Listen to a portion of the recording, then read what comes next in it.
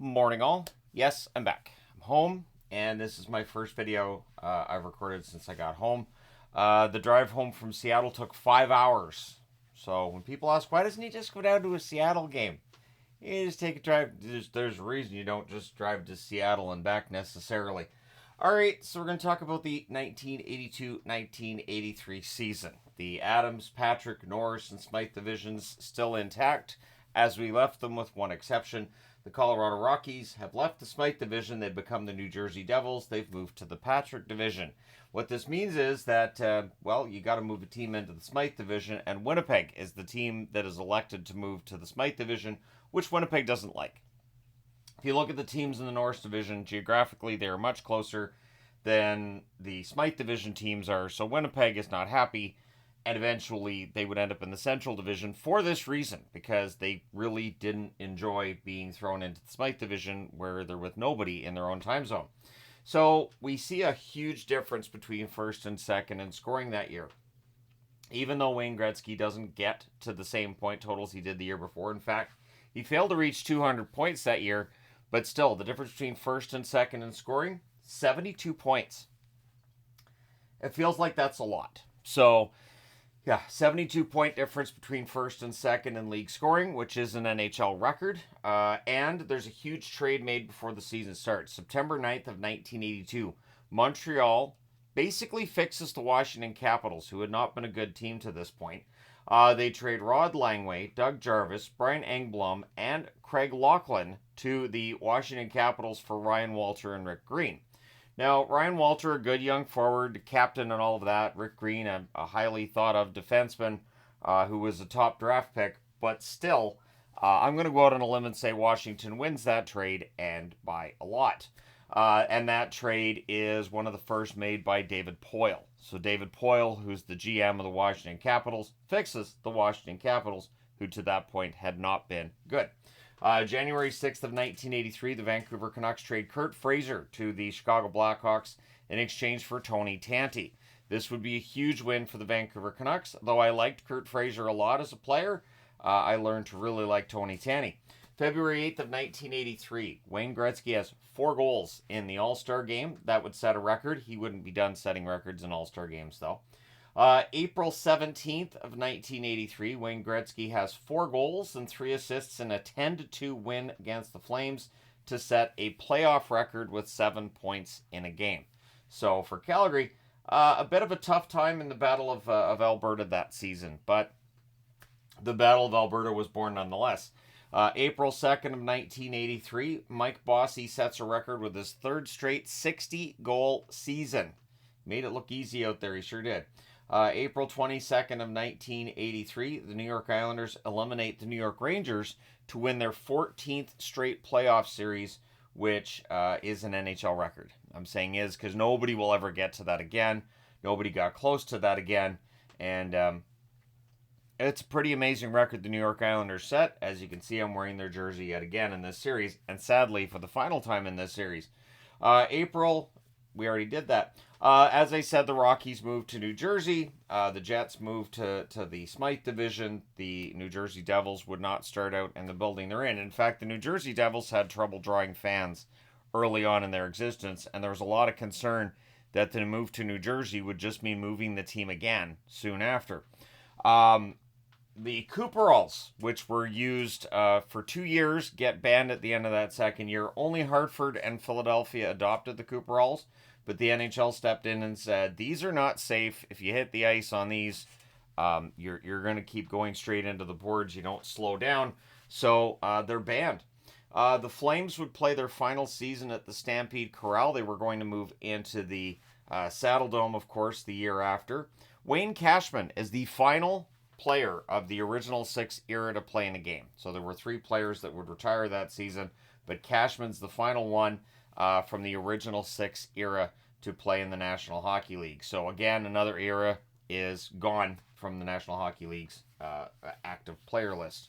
The Oilers tie a 1970-71 Bruins record with 4 100-point players, and Hall of Famers, all of them.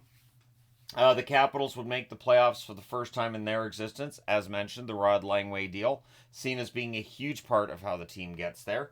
And this would be the first time in NHL history that all 7 Canadian teams make the playoffs. No Canadian team wins the Stanley Cup. Thank you, Gary Bettman. The Art Ross Trophy that year would go to Wayne Gretzky of the Edmonton Oilers. I don't think those votes were even close. Like, it's funny because looking back as a kid, it was like, or not the Art Ross. I'm thinking of the Hart, but the Hart Trophy's won by Wayne Gretzky, and those votes I don't think were even close. The scoring race wasn't close either, so if you had a vote in who scored the most, it doesn't matter. But yeah, Wayne Gretzky was easily the best player in the league at that point. There really wasn't a debate. There wasn't an argument that I ever saw about Gretzky, other than playoffs, and we'll get there. The Masterton Award went to Lanny McDonald, who had himself quite the season. The Calder Trophy goes to Steve Larmer of the Chicago Blackhawks. The Conn Smythe went to Billy Smith of the New York Islanders. The Selke Trophy goes to Bobby Clarke of the Philadelphia Flyers. As said earlier, Wayne Gretzky wins the Hart Trophy. The Jack Adams Award goes to Orville Tessier of the Chicago Blackhawks, because Chicago had themselves quite the season. The Norris Trophy goes to Rod Langway of the Washington Capitals. The Lady Byng would go to Mike Bossy of the New York Islanders. The Lester Pearson Award goes to Wayne Gretzky of the Edmonton Oilers, because who else are they going to vote for? It has to be Gretzky for one more year. The Jennings Trophy, we have a bit more of a debate of who the best player is in the league the following season. But the Jennings Trophy goes to the combination of Rolly Melanson and Billy Smith in New York, and the Vezina Trophy goes to Pete Peters of the Boston Bruins. Which brings me to the standings. Now we'll talk about the standings. The Boston Bruins finished first in the league in the standings, which means they don't win the cup. Wayne Cashman, their captain that year, 50, 20, and 10 record, 327 goals scored, 228 goals against for those 110 points. And honestly, Boston had a really good season, an amazing defense, and Pete Peters had himself a great year. The Montreal Canadiens finished 42, 24, and 14, 350 goals scored, 286 goals against for 98 points. Bob Gainey, their captain at that point. The Buffalo Sabres, 38, 29, and 13 record, 89 points, 318 goals scored, 285 goals against. Gilbert Perreault is their captain.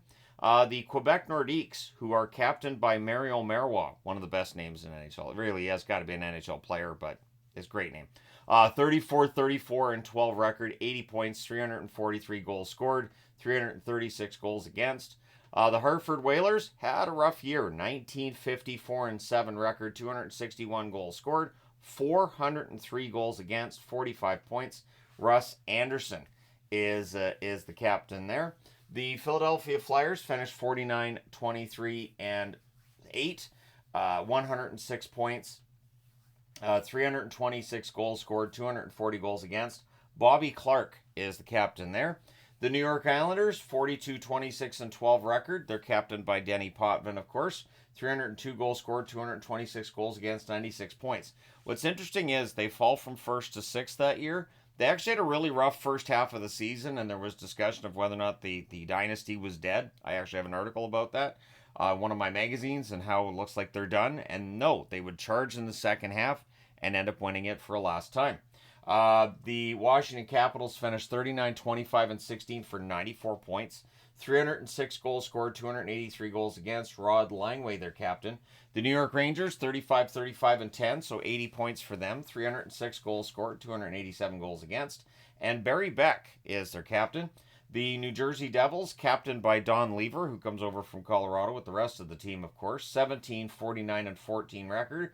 48 points, 230 goals scored, 338 goals against. And they were in the Turtle Derby with the Pittsburgh Penguins. Whoever finishes at the bottom, they get themselves a bit of a prize. 18, 53, and 9 record for Pittsburgh. 45 points, 250 goals scored, 394 goals against. Randy Carlyle, the captain at that point. So, yeah, Pittsburgh, New Jersey, and Hartford. Rough years for them overall, but they would get themselves some pretty good players in the draft. The Norris division, so we go out west now. Chicago finishes 47, 23, and 10. A bit of a surprise. That's how Orville Tessier ends up being the coach of the year. 104 points, 336 goals scored, 268 goals against. Daryl Sutter is their captain. A lot of Sutters on the board today. The Minnesota North Stars second, 40-24-16 record. They're captained by Craig Hartsburg.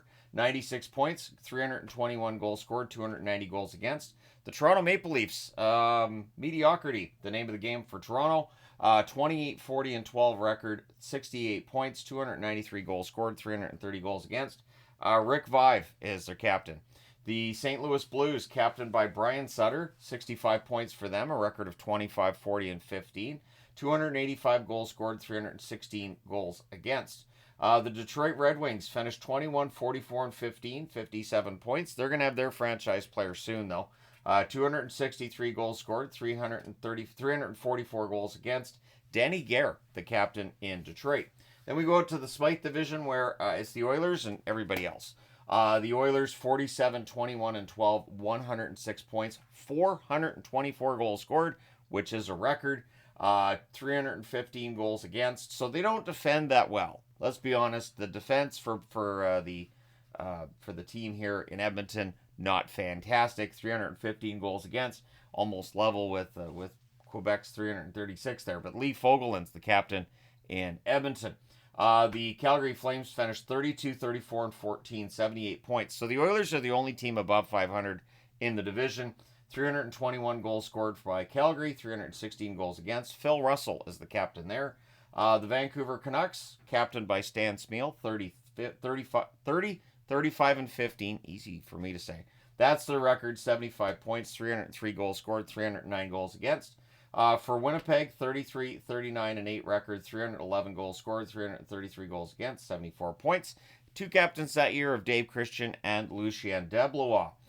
The LA Kings finished last with 66 points, 27-41-12 record, captained by Dave Lewis, 308 goals scored, 365 goals against. So we've talked about the news of that year. We've talked about the trophy winners. Let's talk about the All-Stars. At center, Wayne Gretzky of Edmonton's first team, Denny Savard of the Chicago Blackhawks' second team. On the left side, Mark Messier of the Oilers' his first team, Michel Goulet of the Quebec Nordiques' second team. On the right side, Mike Bossy of the New York Islanders' first team and Lanny McDonald of Calgary Flames' second team. On the blue line, Mark Howe of the Philadelphia Flyers' first team alongside Rod Langway of the Washington Capitals. On the second team, Ray Bourque of the Boston Bruins, who every year in his career so far has been an all-star at the end of the season. So that's 4 straight years. Paul Coffey of the Oilers' second team. In net, Pete Peters of the Boston Bruins, his first team, and Rolly Melanson of the New York Islanders, his second team. One thing that's interesting about this season, and Rolly Melanson had a really good year, but come playoff time, Billy Smith stole that starting job back pretty darn quickly. Wayne Gretzky in Edmonton, 80 games, 71 goals, 125 assists, 196 points. This is where I remind you, this was seen as a down year from the year before. Peter Stastny in Quebec, 75 games, 47 goals, 77 assists, 124 points. So this is one of those seasons where Wayne Gretzky had more assists than anybody else in the league had points. Denny Savard in Chicago, 78 games, 35 goals, 86 assists, 121 points. Mike Bossy in New York, 79 games, 60 goals, 58 assists, 118 points. Marcel Dion in LA, 80 games, 56 goals, 51 assists, 107 points. Not much attention given to Dion during this era, sadly, because Gretzky. Barry Peterson in Boston had himself quite the season. So when you talk about the Cam Neely-Barry Peterson trade later, keep in mind that Peterson wasn't far removed from this season. This is why Vancouver picked him up to be their first-line center. 77 games, 46 goals, 61 assists for 107 points. Mark Messier in Edmonton, 77 games, 48 goals, 58 assists for 106 points. Michel Goulet in Quebec, 80 games, 57 goals, 48 assists, 105 points. And of course, the other Oilers with 100-point seasons that year were Glenn Anderson and Yari Curry. So again, Hall of Famers. In net, Pete Peters was easily the best goalie in the league. 40-12-9 record, 2.37 goals against average, and 8 shutouts, which, if you adjusted that for today's stats, that'd be like a goalie having a 1.5 goals against. Because if you look at the other leaders on this board, Andy Moog of the Oilers, 33-8-7, 3.54 goals against, 1 shutout. And Rick Walmsley in Montreal, 27-12-5 record, 3.51 goals against average, and no shutouts. The 8 shutouts by Pete Peters, the most by any goaltender in a season during the 80s. So the division semifinals, none of these go the full 5 games. So it's still best 3 out of 5. Calgary beats Vancouver 3-1. Edmonton sweeps Winnipeg 3 straight. So another reason why Winnipeg wouldn't be happy being in the Smythe division. Now they got to deal with the Oilers. Minnesota beats Toronto 3-1. Chicago beats St. Louis 3-1. The Islanders beat Washington 3-1. The Rangers sweep Philadelphia 3 straight. Buffalo sweeps Montreal 3 straight. So Montreal's descent from being the best team in the league continues here. Buffalo's sweep is alongside Boston beating Quebec 3-1. So any dreams of a battle of Quebec, they are replaced by a battle between Boston and Buffalo. A little less sexy than the Battle of Quebec. The conference finals go, I should get through the division finals first, shouldn't I? Yep. It's my first video I've done like this in a week, so apologies for the rust. Edmonton beats Calgary 4-1. Chicago beats Minnesota 4-1 as well. So Chicago really just having no problem getting out of their division. The Islanders beat the Rangers 4-2. And Boston in a thriller, they beat Buffalo 4-3. The conference finals, Edmonton makes quick work of Chicago. And this is the problem with this era, is that whoever comes out of the North is almost guaranteed to get destroyed by whoever comes out of the Smythe. It's just the way it is. In the first 2 games at home, Edmonton wins 8-4 and 8-2. Edmonton then goes to Chicago. They win 3-2, so Chicago kept it close. And then Edmonton wins 6-3 to sweep the series 4 games straight. The Islanders beat Boston in Boston 5-2. Boston wins to tie the series with a 4-1 win. The Islanders then go home. They win 7-3 and 8-3. So for Boston, they got to win out. Boston does win game 5, 5-1, and then the Islanders win 8-4. So 6-game series won by the New York Islanders. We move to the Stanley Cup Final. In the final, this doesn't last that long, and this is used as the reasoning why Gretzky's not going to win, the Oilers can't play defense, yada, yada, yada. The Oilers lose at home 2-0 and 6-2 against the Islanders. The Islanders then go home. They win 5-1 and 4-2 to sweep the series 4 games straight. In that series, Wayne Gretzky has 4 assists, no goals. I heard about that during the summer of '83. My grandfather. Jari Kurri, 3 goals for him. I heard a lot of, well, they're not going to win. They can't play defense. Glenn Anderson had a goal and an assist. Lee Fogelin had 2 assists. And Andy Moog had a rough save percentage of .851. And in playoffs going forward, Grant Fuhr becomes the guy. Dwayne Sutter leads the scoring. I said there was a lot of Sutters. Dwayne Sutter leads the scoring in the in the final with 2 goals and 5 assists. Brent Sutter, 3 goals and 2 assists for him. So we just don't have Ron and Rich, but I don't think Ron and Rich were in the league yet. Ken Morrow, 3 goals and 2 assists, which is interesting because Ken Morrow, a purely defensive defenseman. Bob Bourne had 2 goals and 2 assists. Mike Bossy, 2 goals, 2 assists.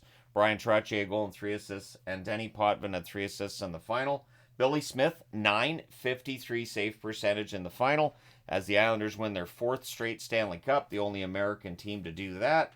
And it would be their final one. But they did everything they could. They gave it everything they had in that Stanley Cup run in '83. I think they knew that might be the last one.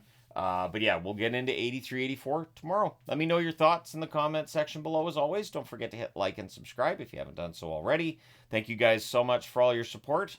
It's good to be home. I'll talk to you again soon.